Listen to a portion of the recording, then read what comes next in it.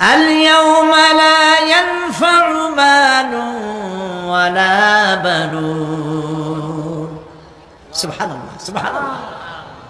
যেখানে কিয়ামতের দিন ধন সন্তান সন্ততি কোনো কাজে লাগবে না। পরবর্তী হওয়া, মুখ ঘুরানো, মুতাওয়াজ্জা হওয়া। ওই যে হযরত ইব্রাহিম আলাইহিস সালাম বলেছিলেন, ইন্নী ওয়াজ্জাহতু ওয়াজহিয়া লিল্লাযী ফাতারাস সামাওয়াতি ওয়াল আরদ। জানেন আপনারা? পড়েন, ইন্নী ওয়াজ্জাহতু ওয়াজহিয়া লিল্লাযী ফাতারাস সামাওয়াতি ওয়াল আরদা হানিফা ওয়া মা আনা মিনাল মুশরিকিন। নিশ্চয় আমার মুখ ঘুরাই দিলাম তার দিকে যিনি আকাশ এবং জমিনের স্রষ্টা, সব কিছুর মালিক যিনি, তার দিকে আমি মুতাওয়াজ্জা হলাম। নামাজের অর্থই হচ্ছে মুতাওয়াজ্জা হওয়া, মুখ ঘুরিয়ে দেওয়া, চেহারা ঘুরিয়ে দেওয়া। আর নামাজের আরেক অর্থ হচ্ছে নিকটবর্তী থেকে আরো নিকটবর্তী হওয়া।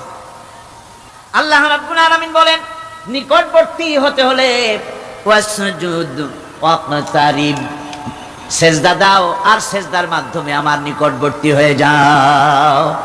সেজদা দিলেই আল্লাহর নিকটবর্তী হওয়া যায়। কোন সুবহানাল্লাহ।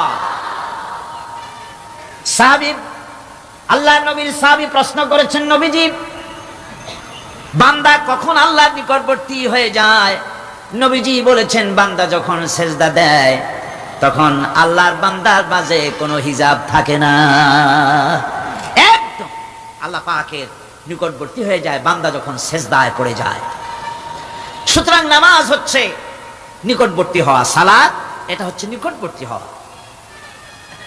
নামাজ ফরজ হওয়ার কারণ হচ্ছে এই যে মানুষ আল্লাহর বান্দা বা গোলাম হিসেবে সৃষ্টি হয়েছে, তাই একমুখী হয়ে এর বন্দিগি করা এটা হচ্ছে তার স্বাভাবিক একটা প্রকৃতি। আল্লাহ রাব্বুল আলামিন এই প্রকৃতি দাবি মিটাবার জন্যই নামাজের ব্যবস্থা করেছেন। মানুষের ফিতরত, মানুষের নেচার, মানুষের ফিতরত হচ্ছে এই যে কারো না কারো কাছে মাথা নত করা, হাত জোড় করা, মাথা নত করা।